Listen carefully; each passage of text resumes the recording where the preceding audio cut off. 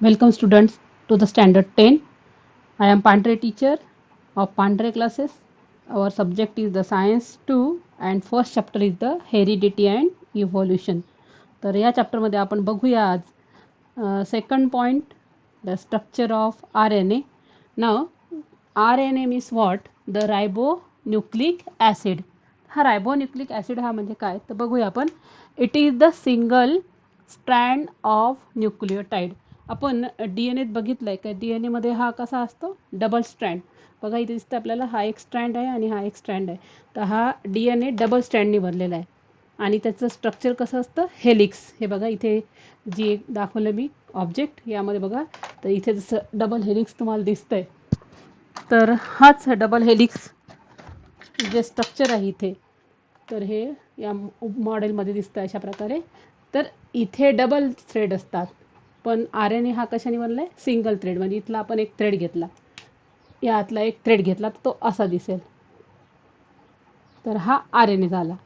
तर R N ए हा कशाने बनला आहे, it is the single strand. हे डबल स्ट्रँड आहे आणि हा सिंगल स्ट्रँड ऑफ न्यूक्लियोटाइड्स. जसं डी एन एमध्ये पण न्यूक्लियोटाइडची जी होती आपण चेन पाहिली होती डी एन एमध्ये, तर इथे पण न्यूक्लियोटाइडची चेन असते. जसं इथे चेन आहे तशी इथे पण चेन आहे आणि ती पण आहे न्यूक्लियोटाइडची चेन. म्हणजे हा एक न्यूक्लियोटाइड, दुसरा न्यूक्लियोटाइड, तिसरा न्यूक्लियोटाइड, अशा प्रकारे ही काय झाली न्यूक्लियोटाइडची पूर्ण ही चेन असते. इथले न्यूक्लियोटाइड्स कसे असतात तर या ठिकाणी असलेले न्यूक्लियोटाइड्स हे बनलेले असतात as a it is made by, आपण हा एक घेऊ strand, it is made by the sugar.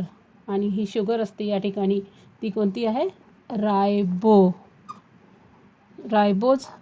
Sugar. तर ती जी शुगर आहे ही रायबोज. नंतर इथे असतं फॉस्फेट मॉलिक्यूल. तर दुसरं आहे रायबोज शुगर झाली ही, नंतर फॉस्फेट मॉलिक्यूल. तर यावर ही शुगर आहे एस आणि एक फॉस्फेट मॉलिक्यूल आहे. डी एन एमध्ये पण तेच असतं न्यूक्लियोटाइडचे, एक शुगर एक फॉस्फेट. तिथे फॉस्फोरिक ॲसिड असतं, इथे फॉस्फेट मॉलिक्यूल. आणि इथे रायबोज शुगर असते, तिथे डिऑक्सी रायबोज शुगर असते. तर रायबोज शुगर फॉस्फेट आणि एक दुसरा जो असतो तो एक नायट्रोजिनस बेस यामध्ये असतो. आणि तो नायट्रोजिनस बेस कोणताही राहू शकतो. आपण पाहिले डी एन एमध्ये जे नायट्रोजिनस बेस आहेत ॲडेनिन, ग्वानिन, सायटोसिन, थायमिन. हे कशामध्ये पाहिले आपण, हे आपण डी एन एत पाहिले. इथे या ठिकाणी असतात ते ॲडेनिन, ग्वानिन, सायटोसिन, थायमिन अशा प्रकारे असतात नायट्रोजिनस बेसेस. इथे पण असतात नायट्रोजिनस बेसेस, फक्त थायमिनच्या ऐवजी काय असतं युरॅसिल. बघा इथे यामध्ये आपण हा जो स्ट्रँड आहे त्यामध्ये आपण अशा प्रकारे ॲडेनिन, ग्वानिन, सायटोसिन, फक्त इथं काय असतं युरॅसिल. परत ॲडेनिन, ग्वानिन, सायटोसिन, युरॅसिल, ॲडेनिन, ग्वानिन, सायटोसिन, युरॅसिल. इथे असतं ॲडेनिन, ग्वानिन, सायटोसिन, थायमिन. तर इथे असतात, जसं आता हा भाग आपण इथे बघूया. हाच भाग जरासा मोठा करून बघितला आहे. तर ॲडेनिन, ग्वानिन, सायटोसिन, युरॅसिल.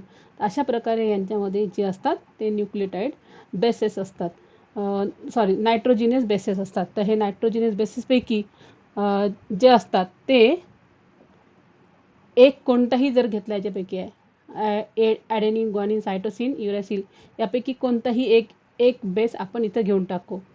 नायट्रोजिन हे आहेत नायट्रोजिनस बेसेस. तर हे नायट्रोजिनस बेस आपण एक कोणताही घेतला म्हणजे आपण काय केलं, इथे शुगर घेतली, नंतर एक काय घेतलं आहे फॉस्फेट मॉलिक्यूल घेतलं आहे आणि एक नायट्रोजिनस बेस. असं मिळून काय तयार होतं आहे नायट्रोजन बेस. समजा ए घेतला तर या सगळ्यांचा मिळून काय तयार होतं आहे न्यूक्लिओटाइड. तर हा एक न्यूक्लियोटाइड झाला. अशा प्रकारे यामध्ये पण न्यूक्लियोटाइडची एक चेन तयार होते. तर ही बघा चेन मी इथे काढली. अशा प्रकारे इथे ॲडेनिन घेतला आहे आणि इथे शुगर मॉलिक्यूल, फॉस्फेट मॉलिक्यूल, परत guanine, sugar molecule, phosphate molecule, sugar molecule, phosphate molecule, cytosine, परत शुगर मॉलिक्यूल फॉस्फेट, म्हणजे तीन तीन मिळून काय ठरतं न्यूक्लियोटाईड, आणि हे अशा प्रकारे न्यूक्लियोटाईडची एक मोठी चेन तयार होते. ओके, तर तुम्हाला हा पार्ट समजला आहे. आता आपण बघूया नेक्स्ट जे आहे, तर हा जो आहे सिंगल स्ट्रँड. देन जे जे फंक्शन आहे अकॉर्डिंग टू द फंक्शन, हे जे आहेत आर एन एज हे 3 टाईप्सचे आहेत. तर पहिला जो आहे आपण बघूया, हा पॉईंट तुमचा क्लिअर झाला असेल की स्ट्रक्चर कसं असतं. तर हे सिंगल स्ट्रँडनी बनलेलं असतं आणि त्यावर अशा प्रकारे न्यूक्लियोटाईड्सची रचना असते आणि अनेक न्यूक्लियोटाईड्सची या ठिकाणी चेन तयार होत असते. ओके, आता आपण बघूया या जे आर एन ए आहे त्याचे किती प्रकार आहेत. त्याचे 3 टाईप्स, इट इज 3 टाईप्स. तर अकॉर्डिंग टू द फंक्शन, म्हणजे ते फंक्शन कसे करतात अकॉर्डिंग टू फंक्शन्स. तर दे आर 3 टाईप्स. तर पहिला आहे messenger R N A, M R N त्याला म्हणतात, mRNA.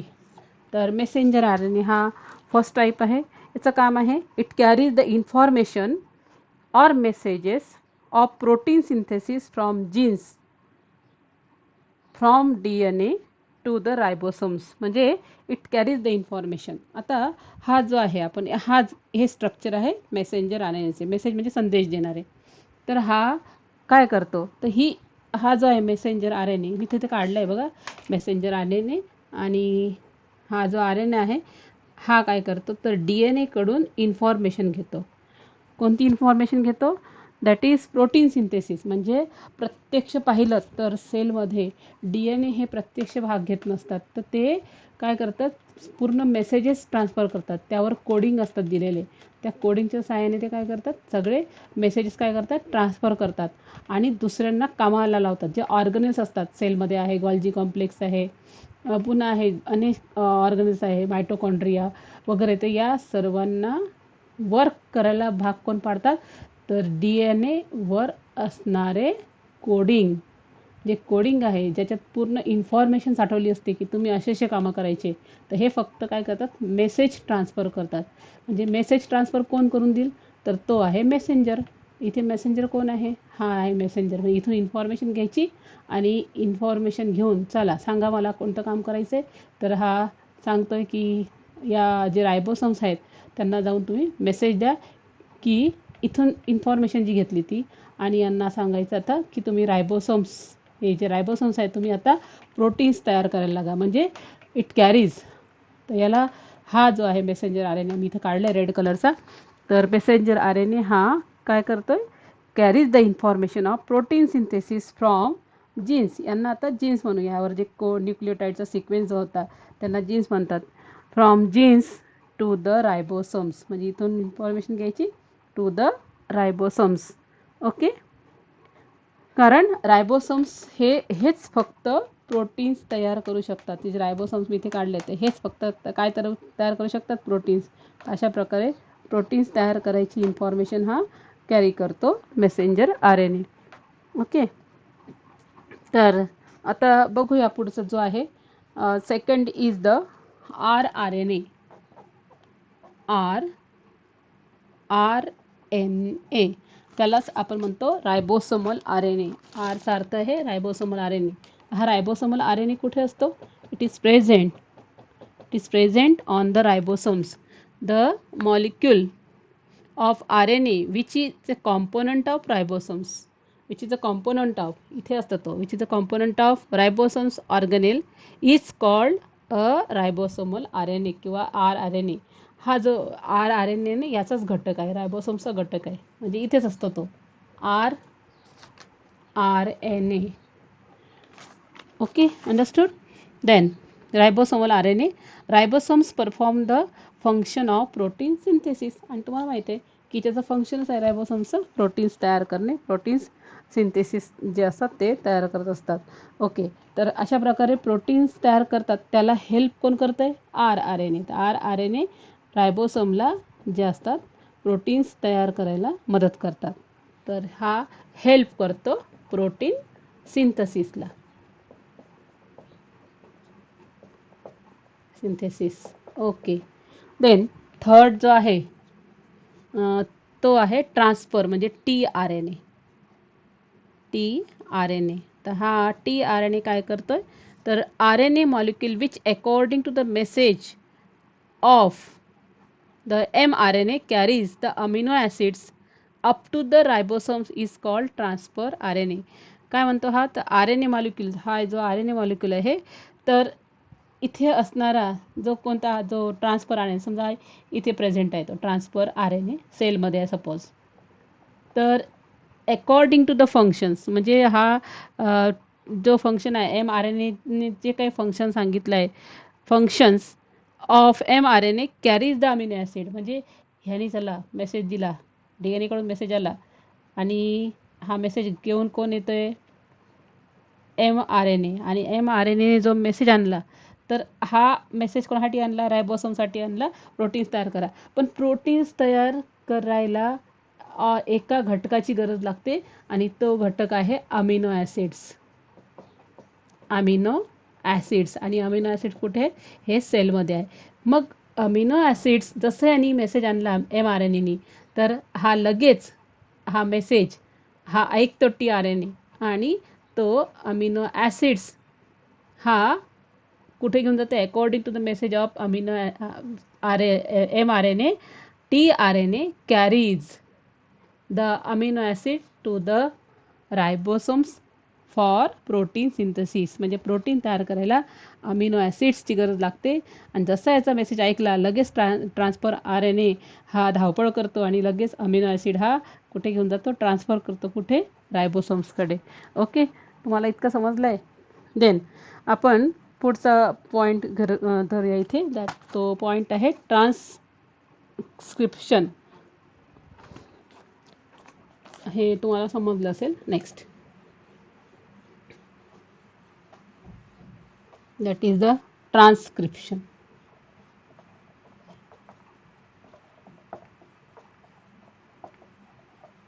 त्यालाच मराठीत म्हणतात, it is called as a प्रतिलेखन.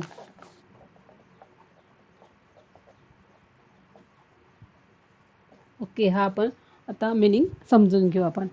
तर तुम्हाला माहिती आहे की DNA वर जे जीन्स असतात ते RNAच्या सहाय्याने सेलच्या फंक्शनमध्ये पार्टिसिपेट होतात. बरोबर आहे की इथे जे DNA वर जे काही जीन्स असतात, न्यूक्लियोटाइड्स असतात, तर यांना पार्टिसिपेट व्हायचं आहे कशामध्ये, सेलच्या फंक्शनमध्ये. तुम्हाला मागच्या व्हिडिओमध्ये मी सांगितलं की हे जे आहेत हे सेलचं स्ट्रक्चर आणि फंक्शन देखील कंट्रोल करतात. आणि तसेच ते जे न्यूक्लियोटाइड्स किंवा जीन्स आहेत, इथे लिहिलं आहे मी, हे जीन्स हे सेलच्या जे काही आहेत सेलच्या फंक्शनमध्ये पण पार्टिसिपेट होतात. तर DNA वर जे काही जीन्स आहे हे भाग घेतात, पार्ट घेतात, पण कोणाची मदत लागते त्यांना, ह्यांना मदत लागते कोणाची, RNAची. आणि हा RNA कोणता आहे, मेसेंजर RNA. तर ते सेलच्या फंक्शनमध्ये पार्टिसिपेट होतात आणि सेलचं स्ट्रक्चर आणि फंक्शन देखील काय करतात, कंट्रोल करतात. आणि प्रोटीन सिंथेसिस करण्याची जी इन्फॉर्मेशन आहे, जी बघा, प्रोटीन सिंथेसिस करण्याची जी इन्फॉर्मेशन आहे ती जीन्समध्ये स्टोअर्ड असते. आणि आपल्या बॉडीला जेव्हा प्रोटीनची गरज लागते तेव्हा आपल्या बॉडीला प्रोटीनची गरज, आपला सेल हा आपल्या बॉडीचा पार्ट आहे, आणि जेव्हा जेव्हा आपल्याला प्रोटीन सिंथेसिसची गरज लागते तेव्हा योग्य प्रोटीन्स लागतात, त्याची निर्मिती आवश्यक असते. आणि हे प्रोटीन्स कोण तयार करतात, हे प्रोटीन्स फक्त कोण तयार करतात, रायबोसोम्स. पण रायबोसोम्स पहिल्यांदा जोपर्यंत त्याला मेसेज मिळत नाही, त्याला पहिले मेसेजची गरज लागते, जोपर्यंत त्याला DNA वरून जीन्सकडून त्याला मेसेज मिळत नाही, मेसेंजर RNA त्याच्यापर्यंत मेसेज आणत नाही, तोपर्यंत तो प्रोटीन्स तयार करू शकत नाही. आणि हा जो मेसेज आहे तर हा कोण पाठवतोय, तर हाच mRNA. आणि हे जे आहेत, हा जो mRNA आहे मग नेमकं कुठं तयार होतो, ओके, हा आणि तो मेसेज आला कुठून, हा जो आहे mRNA हा कसा काय तयार झाला, सेलमध्ये कुठून आला, तर हा mRNA हा DNAच्या एका स्ट्रँडकडूनच तयार होतो. म्हणजे DNAचा एक स्ट्रँड आहे त्यावरूनच mRNA तयार होतो. आपण एक DNAचा हा डबल हेलिक्स आहे, हा DNA आहे, यातला एकच स्ट्रँड घेऊया. एक स्ट्रँड रब करून घेते मी. ओके. आणि या स्ट्रँडवर जे असतात ॲडेनिन, ग्वानिन, सायटोसिन, थायमिन, हा काय आहे DNAचा एक strand.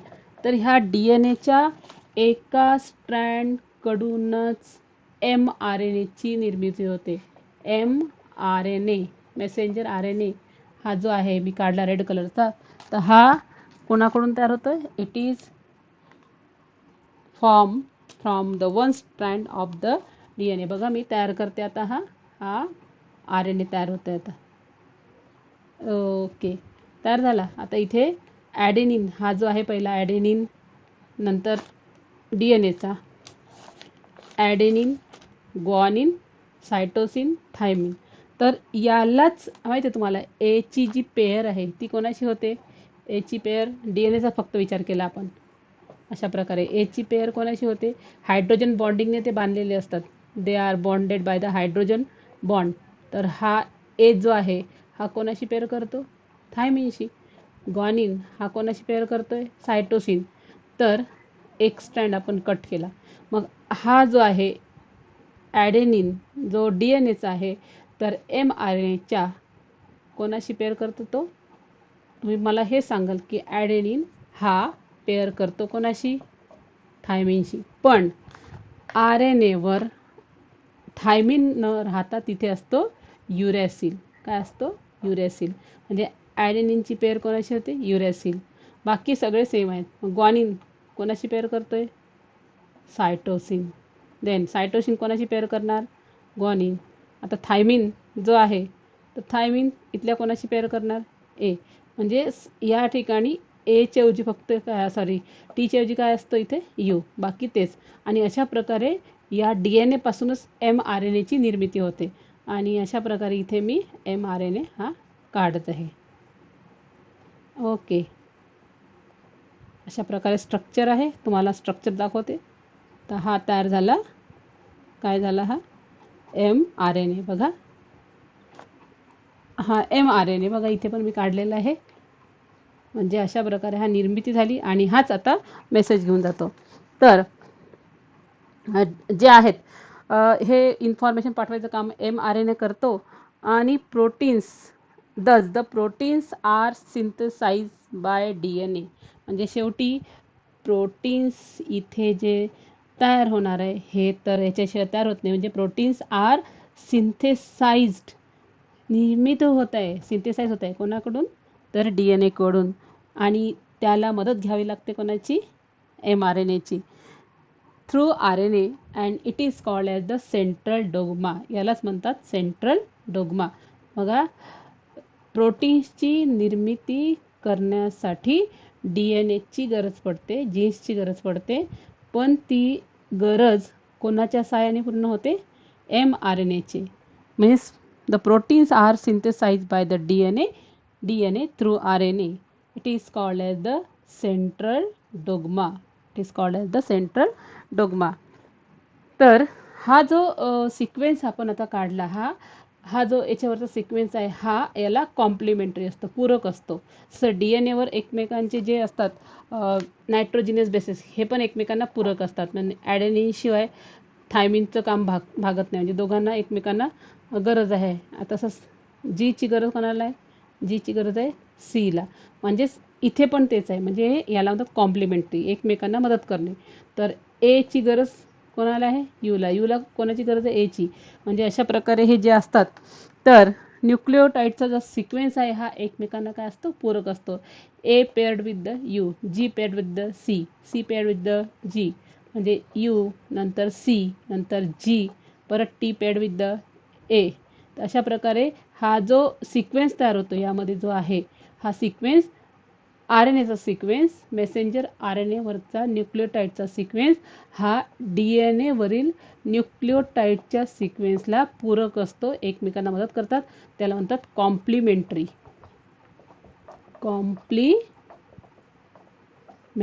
So this sequence, this nucleotide sequence, कोणता हा सिक्वेन्स आहे? याला म्हणतात न्यूक्लिओटाईड. तर हा न्यूक्लिओटाईडचा सिक्वेन्स हा DNA वरील जे न्यूक्लिओटाईडचा सिक्वेन्स त्याला काय असतात ते कॉम्प्लिमेंटरी असतात. फक्त थायमिनच्या ऐवजी कोण काम करतंय, हा जो आहे युरेसिल हा कोणाऐवजी काम करतोय, एची जोडी टीशी असायला पाहिजे पण त्याच्याऐवजी कोण काम करते, यू. तर इथे फक्त थायमिनच्या ऐवजी युरेसिल असतं. ओके, आणि ह्याच प्रोसेसला काय म्हणतात, ट्रान्सक्रिप्शन.